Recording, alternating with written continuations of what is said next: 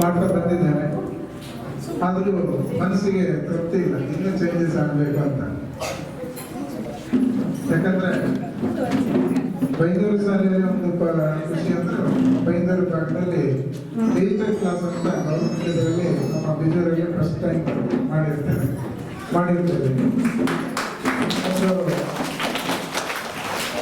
ಇಷ್ಟೊಳಗೆ ಒಂದು ಬೈಂದೂರಲ್ಲಿ ಒಂದು 52 ಶಾಲೆಗೆ ನಮ್ಮ ಟ್ರಸ್ಟಿಂದ ಸ್ಮಾರ್ಟ್ ಕ್ಲಾಸು, ಕಂಪ್ಯೂಟರ್ ಕ್ಲಾಸು ಮತ್ತೆ ಬೇರೆ ಬೇರೆ ರೀತಿಯಾದ ಸೇವೆ ಮಾಡಿದ್ದೇವೆ.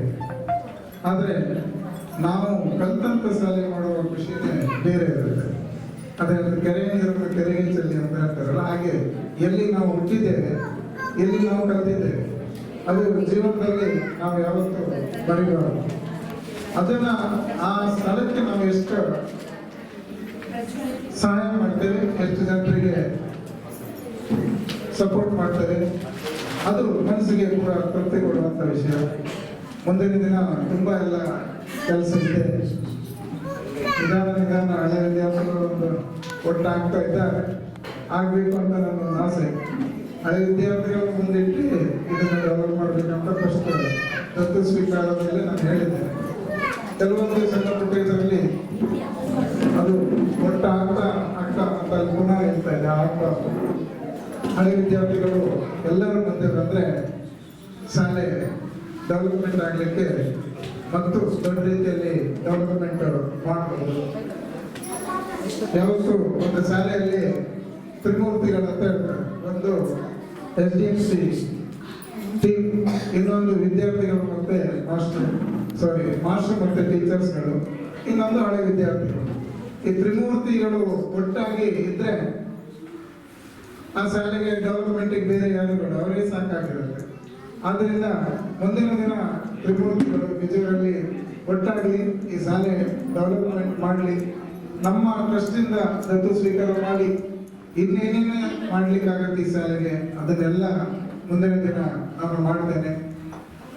ನನಗೆ ಒಂದು ಕನಸಿದೆ, ಈ ಬಿಜೂರು ಶಾಲೆಯಲ್ಲಿ ಮಿನಿಮಮ್ 300ರಿಂದ 500 ಜನ ಮಕ್ಕಳು ಯಾವ ದಿನ ಆದರೂ ಆ ದಿನ ನಾನು ಮಾಡಿದಂಥ ಇದಕ್ಕೆ ಶ್ರಮ ಪಟ್ಟಿದ್ದಕ್ಕೆ ದೊಡ್ಡ ಒಂದು ಖುಷಿ ಅಂತ ಜೊತೆಯಲ್ಲಿ ಶಾಸಕರಿಗೂ ಹೇಳಿದ್ದೇನೆ.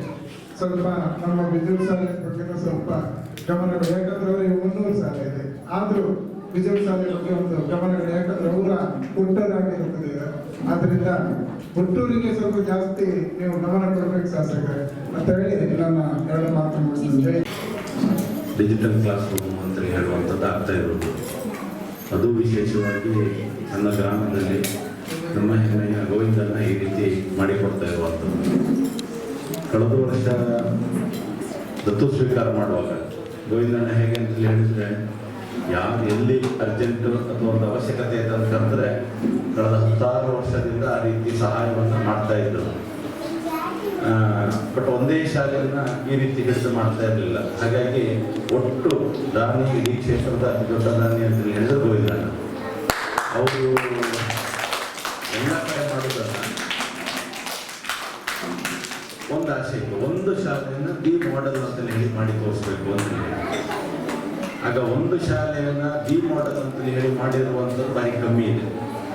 ಈ ಶಾಲೆ ಅಭಿವೃದ್ಧಿ ಅಂತಲೇ ಆಗುವಾಗ ಊರಿನವರು, ಹಳೆ ವಿದ್ಯಾರ್ಥಿಗಳು, ಶಿಕ್ಷಕರು, SDMC, ಅಲ್ಲಿನ ಊರಿನ ಶಿಕ್ಷಣ ಪ್ರೇಮಿಗಳು, ಇವರೆಲ್ಲ ಒಟ್ಟಾಗಿ ಒಂದೊಂದೊಂದೊಂದೊಂದು ಸ್ವಲ್ಪ ಪ್ರಯತ್ನ ಮಾಡ್ತಾ ಇರ್ತಾರೆ.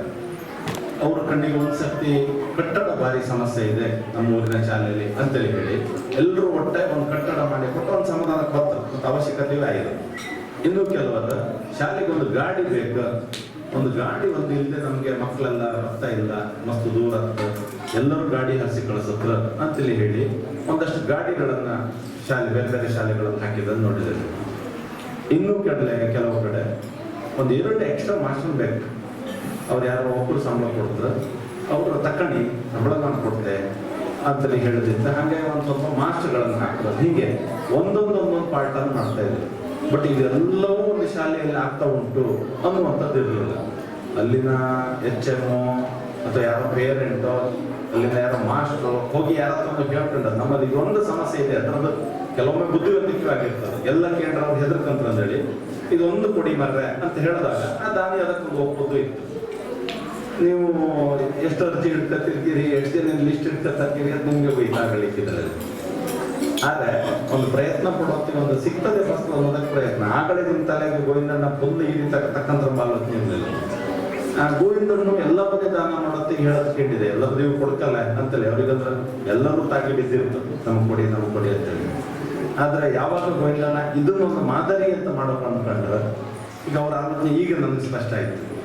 ಕಟ್ಟಡವೂ ಚೆನ್ನಾಗಿರಬೇಕು, ಕ್ವಾಲಿಟಿಯೂ ಚೆನ್ನಾಗಿರಬೇಕು, ಒಳಗಡೆ ಫೆಸಿಲಿಟಿಯೂ ಚೆನ್ನಾಗಿರಬೇಕು, ಜೊತೆಗೆ ಎಡಿಷನ್ ಟೀಚರ್ಸ್ ಅನ್ನು ಅವರು ಬೇಕಾದಷ್ಟು ಹಾಕಬೇಕು ಅಂತ ಹೇಳಿದಾಗ ಈಗ ನಮ್ಮ ತಲೆಯಲ್ಲಿ ಆಲೋಚನೆ ಬರೋದು, ಹಾಗಿದ್ರೆ ಇಲ್ಲಿ ಒಂದು ದಿ ಮಾಡೆಲ್ ಅನ್ನುವಂಥ ಒಂದು ಶಾಲೆ ಮಾಡುವಂಥ ಕನಸು ಗೋವಿಂದನಿಗಿದೆ.